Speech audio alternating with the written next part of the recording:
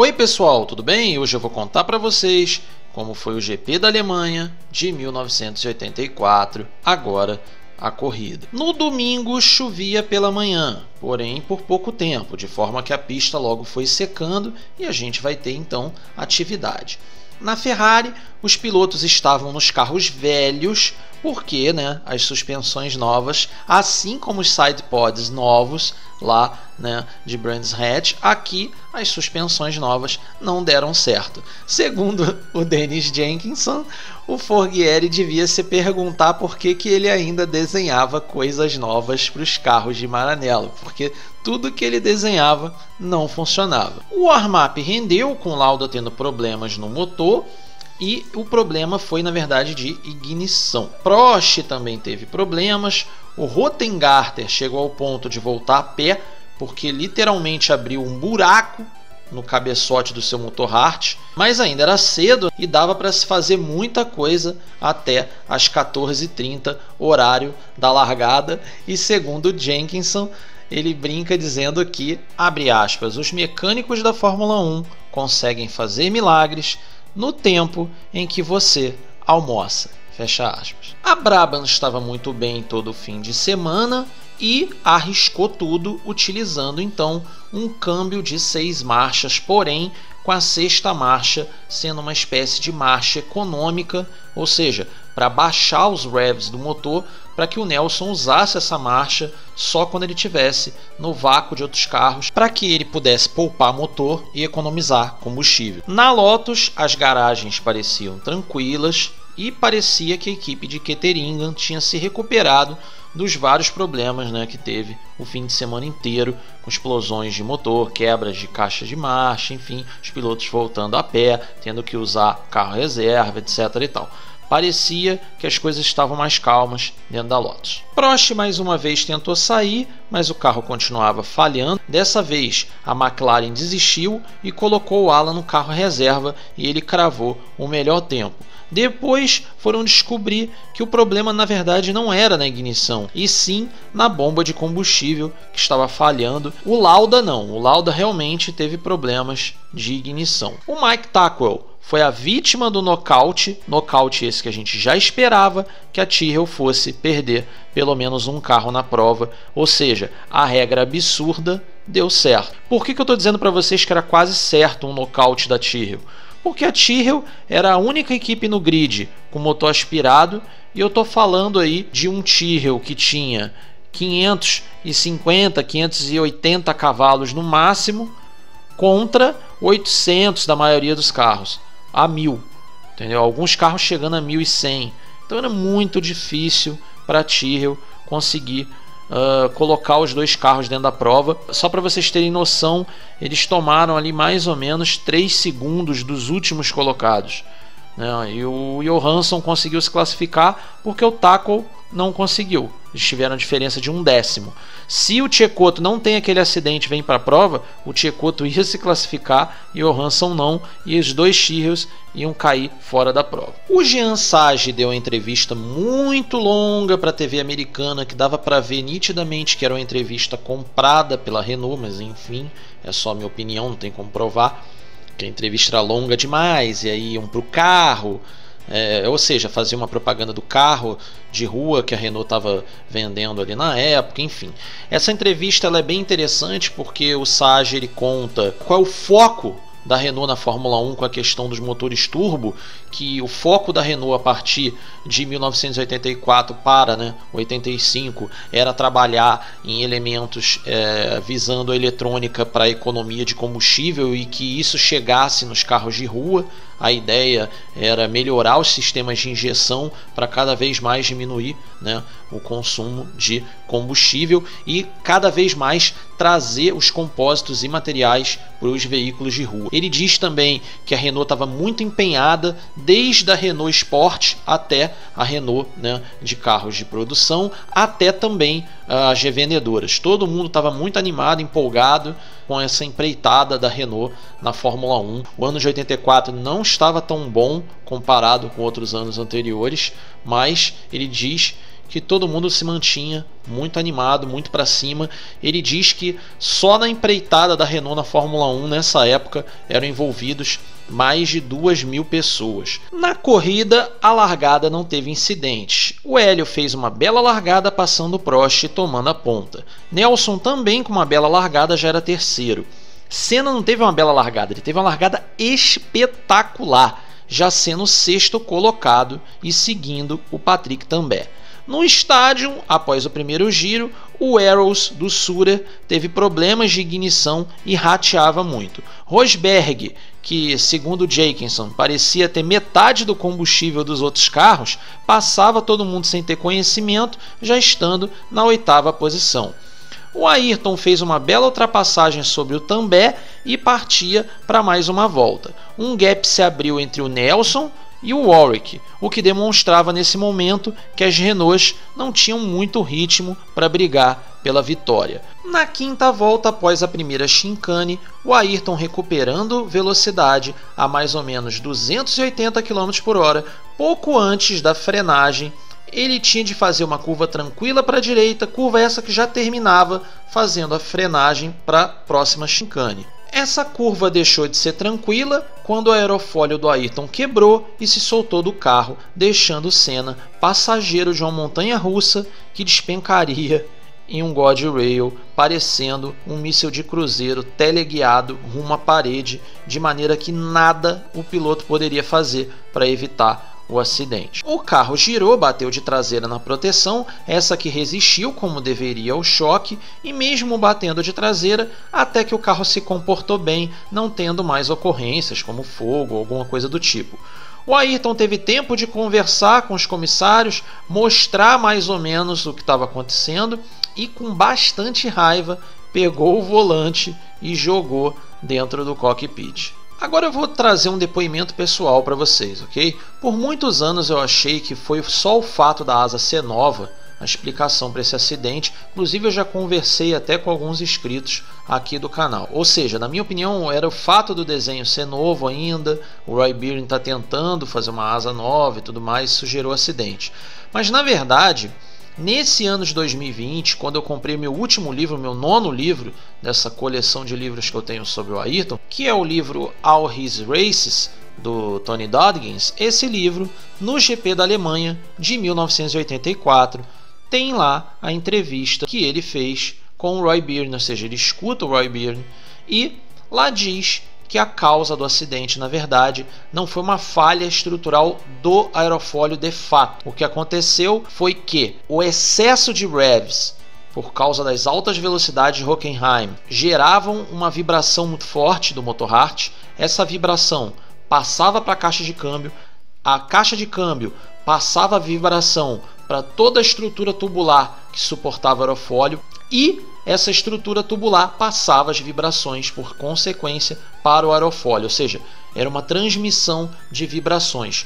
Toda a traseira do carro vibrava muito, toda a seção traseira. Conclusão, a alta carga aerodinâmica que as altas velocidades de Hockenheim geram no aerofólio, mesmo com menos ângulo de asa. As altas cargas, somadas à enorme vibração no qual a asa não foi projetada para suportar, geraram o colapso da estrutura tubular que suportava o aerofólio e ele simplesmente se soltou do carro. Agora eu peço licença a vocês para a gente abordar as consequências desse acidente, depois a gente volta para a corrida, ainda aqui nessa parte 2. Esse acidente ele foi o primeiro acidente mais sério do Ayrton e ele teve consequências psicológicas, pois o Ayrton sabia que podia ter morrido nesse acidente, dado o nível de segurança do seu Toleman no acidente do Johnny Cecotto, que, para vocês terem noção, foi pelo menos uns 50 km mais lento. Então, o risco que o Senna correu sem um aerofólio a quase 300 km/h foi um negócio realmente impressionante. Ele deu muita sorte de bater de costas no ângulo certo, do guardrail ter resistido Enfim, ele deu muita sorte. Nuno Cobra, preparador físico do Ayrton, ele foi muito importante na vida do Ayrton. Após o GP da África do Sul, ele vai ser um personagem muito atuante na vida do Ayrton, dos vários personagens que a gente vai trabalhar ao longo dessa longa história aí da vida do Ayrton. O Nuno é um personagem muito presente, ele ainda não tinha entrado aqui no canal, na história. Por que que não? A participação do Nuno após o GP da África do Sul, trabalhando a parte física do Ayrton para evitar novos incidentes daquele, como que aconteceram na África do Sul, de desmaio, enfim, a participação dele é muito conhecida. Todo mundo sabe que ele dizia que o Ayrton era raquítico, que tinha coração de passarinho, que precisava melhorar a parte física, etc e tal. Então eu só não trabalhei isso porque aquele GP da África do Sul já estava muito longo, os meus outros vídeos seguintes tinham muitos assuntos importantíssimos para tratar, então ia ficar maçante para vocês eu trazer personagens com questões que vocês já conhecem. Então não achei que faria sentido. Então o que eu fiz? Falei, eu vou trabalhar o Nuno todo de uma vez só. Além do Nuno ter essa participação na questão física do atleta Ayrton Senna, ele vai ter também, aí sim, pouca gente conhece, ele vai ter todo um trabalho mental na preparação do Ayrton. E esse trabalho mental ele começa a ficar mais presente após esse acidente no GP da Alemanha. Segundo Ernesto Rodrigues, o Nuno era um ex-trapezista e enxergava o automobilismo da mesma forma que o trapezismo, ou seja, era uma atividade onde lidar com medo era fundamental, apenas trocando aí o medo de altura pelo medo de velocidade e as suas consequências, de forma que acidentes vão acontecer nos dois ofícios, sempre sabendo que você pode morrer em qualquer um deles, seja você um trapezista ou seja você um piloto de Fórmula 1, você tem que estar ciente de que você está lidando com um altíssimo risco. Mas a questão é, como superar a primeira experiência traumática? A não ser que você não ache traumático rodar com um carro sem o aerofólio a 300 km por hora, indo em direção a uma parede, sem que nada você possa fazer, porque você está totalmente passageiro dentro do automóvel, ou seja, você perde totalmente o controle de toda a situação. Se você não acha isso traumático, ok. Porém, para todos que acham, como lidar com essa questão? O Ron Dennis, num evento de encerramento da Fórmula 1 em 93, ele é filmado conversando, flertando com Michael Schumacher. E o Ron Dennis, nessa conversa, ele diz mais ou menos o seguinte, abre aspas: quando você é piloto de Fórmula 1, você tem total controle do seu destino, fecha aspas. O problema, pessoal, é quando você perde exatamente esse controle. Essa é a questão. Como lidar com isso? A solução do Nuno e a solução do Ayrton foi muito simples. Trabalhar como os trapezistas trabalham. De que maneira? Volta, faz de novo, cria outra experiência, e mais uma, e mais uma, e mais outra. Até que cada experiência nova que você vai criando naquele ofício, você vai apagando uma experiência anterior. Ou seja, traduzindo isso para o automobilismo, volta para o carro. Volta para o TG 184, você não precisa puxar no limite, mas volta para o carro, vai baixando o tempo, vai baixando mais um pouco. Cada volta é um novo desafio, é algo novo, é uma nova reação do veículo, você bota seu cérebro para trabalhar, enfim, você volta a atuar como piloto novamente. Se você pensar no risco, você não volta. E a ideia era essa. Então a ideia do Nuno era: Ayrton, com calma, vai indo, evoluindo o pace, vai ganhando confiança no carro de novo. O seu cérebro naturalmente vai ser obrigado a trabalhar, a operar dentro do automóvel de novo. E isso vai fazer com que você esqueça as experiências anteriores, criando experiências novas, sejam elas boas ou ruins. Essa era a tática do Nuno. Isso o Ayrton passou a fazer a vida inteira, porque o Ayrton vai ter outros acidentes, inclusive em 84. O Ayrton vai ter outros acidentes sérios e o Nuno vai fazer um trabalho mental no Ayrton muito forte. Vocês vão ver depois nos vídeos aqui no canal, no final mesmo de 84, na questão da paralisia, o Nuno vai fazer todo um trabalho de vídeo, que o Ayrton estava beirando ali a depressão. Vai fazer todo um trabalho de motivação no Ayrton, enfim. Vocês vão ver, o Nuno ele vai se tornar não só um coach físico, ele vai ser um coach mental.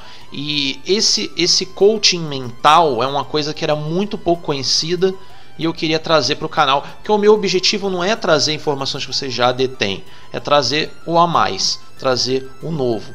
Okay? Então o Ernesto, ele é uma excelente fonte nessa parte, ele trabalha muito bem essa questão do Ayrton no dia a dia, do Ayrton atleta, enfim, ele é muito detalhado, o Ernesto chega a ser detalhado no nível do que o Ayrton come, por exemplo, coisas que de repente nem precisariam estar na obra, mas é porque ele conhece o Ayrton ao extremo. Voltando para a corrida, o Hélio vinha sendo seguido de perto pelo Prost e pelo Nelson, mas o motor Renault traiu o Hélio na 8ª volta, deixando ele pelo caminho. O Nelson passou a fazer pressão no Alan, que estava dando tudo no seu McLaren na pista, ao ponto de, por exemplo, na saída da chicane na curva Oostskouw, ele chegou ao ponto de quase meter 2 rodas na grama, tamanha ali a velocidade que estava imprimindo o Alan, sendo pressionado pelo Nelson. Enquanto o Nelson e o Alan disputavam a ponta, o Lauda, como de costume, vinha fazendo a sua bela recuperação de sempre, passando o Rosberg, passando o Warwick, enfim, ganhando posições e já,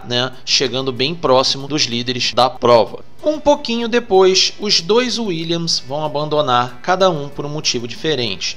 O Rosberg vai ter uma pane elétrica e o Laffite vai ter uma quebra de pistão que, segundo o Dennis Jenkinson, ele literalmente cuspia os pedaços do pistão pelo escapamento. Segundo o Jenkinson, abre aspas, foi um fim de semana miserável para a equipe de Didcot. Fecha aspas. O Ozella do Gartner entrou nos pits com o turbo em chamas, o Alboreto teve uma pane elétrica na sua Ferrari, o Patrese teve uma quebra de caixa de câmbio na sua Alfa e também teve problemas na injeção do seu carro. O Nelson passou Alan, tomou a ponta, vinha liderando a corrida tranquilamente, porém ele perdeu metade das marchas do seu Brabham. Na volta 22, ele já não conseguia mais engatar a 2ª, a 4ª e a 6ª. O que vai acontecer então com isso? Ele tentou a volta 22 inteira, perdeu a posição para o Alan, perdeu a posição para o Lauda, mas ele vai tentando, ele ainda deu o 22º giro. No 23º giro, ele desiste, ele para nos boxes. Ele, quando vinha parando, ele já vem fazendo o sinal para os mecânicos trocarem os pneus. Ele para nos boxes, os mecânicos trocam os pneus em 10 segundos, para a época uma parada bem rápida.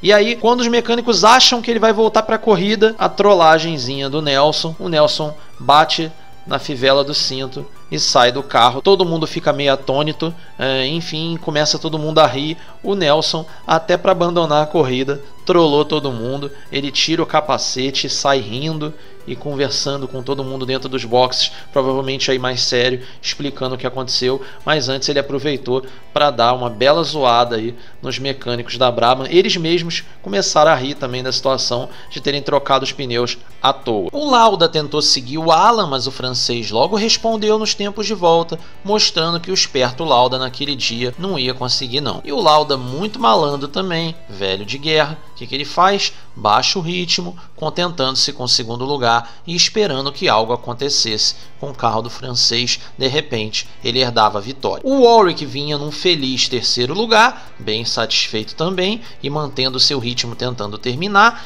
E o Theo Fabi num excelente e surpreendente 4º lugar, mas na volta 28 perdeu pressão de turbo e saiu da prova. O Patrick também herdou essa 4ª posição, trazendo o Mansell em 5º. O Renault e o De Cesaris faziam uma tática bem malandra, já para 84 eles já estavam fazendo isso, que era trocar vácuo com as 2 Ligiers, se afastando de quem vinha de trás. O Mansell passou também, o Johansson mantinha sua Tyrrell no caminho, o Rottengarter sofria com o câmbio, a Ferrari do Arnoux se mantinha no ritmo, porém um ritmo muito fraco, mas que foi suficiente para ele marcar 1 ponto. O Renault teve muita sorte. Por que ele teve muita sorte? Porque ele tomou uma volta e foi justamente a volta que ele tomou que deu a ele a chance de terminar a corrida. Ah, Felipe, mas como assim? Ele ficou sem combustível cruzou a linha de chegada sem combustível algum e só conseguiu terminar a prova porque tomou uma volta, então ele precisava dar aí 43 e não 44. A corrida então terminou com os dois McLarens na frente, Prost, Lauda, o Warwick da Renault, o Nigel Mansell, a outra Renault, do Tambay em quinto, mas que na verdade o Tambay perdeu a posição porque ele já chegou com o motor nas últimas, ele foi perdendo potência ao longo da prova, e na última posição pontuável aí o René Arnoux da Ferrari. Na imprensa, muita coisa aconteceu depois da corrida, porque segundo Tony Dodgens, a imprensa cogitava que o Ayrton tinha assinado com a Lotus no sábado à noite desse GP da Alemanha. O que a gente sabe, né, que não aconteceu. Por que não aconteceu? Porque o Ayrton assinou esse contrato em Londres.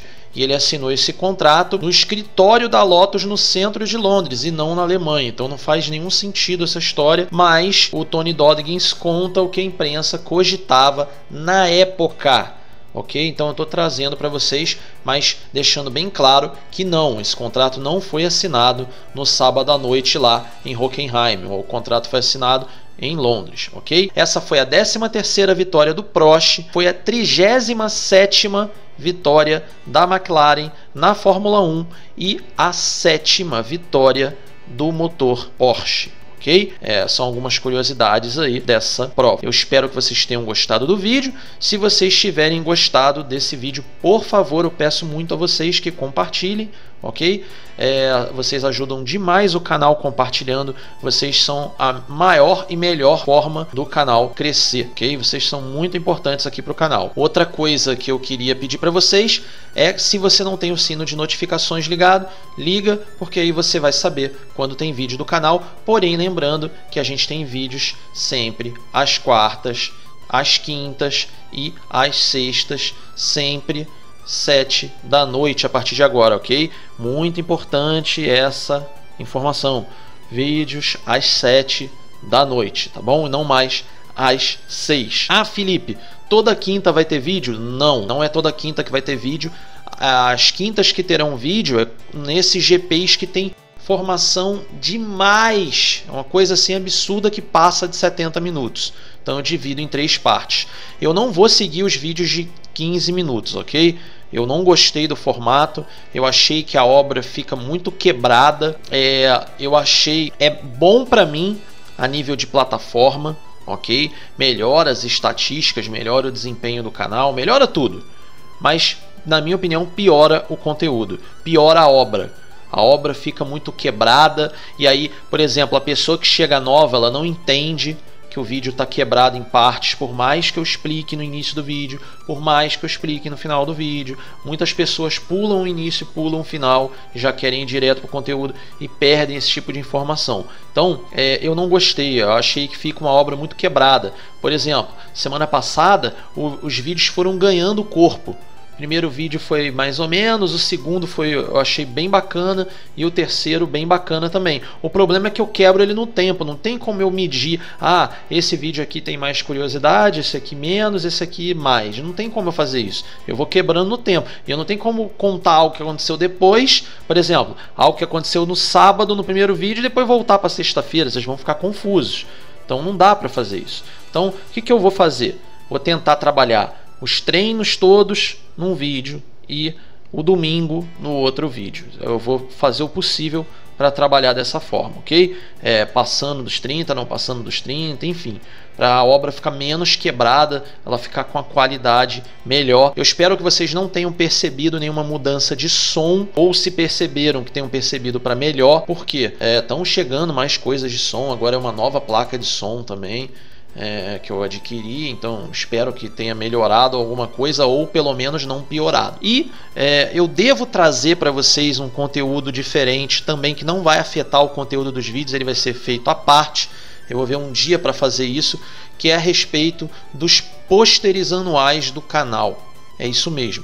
Eu quero trazer um tipo de conteúdo desse, que é um conteúdo muito raro no Brasil, que são aqueles pôsteres no estilo cutaway drawing, ok? Eu vou mostrar isso para vocês.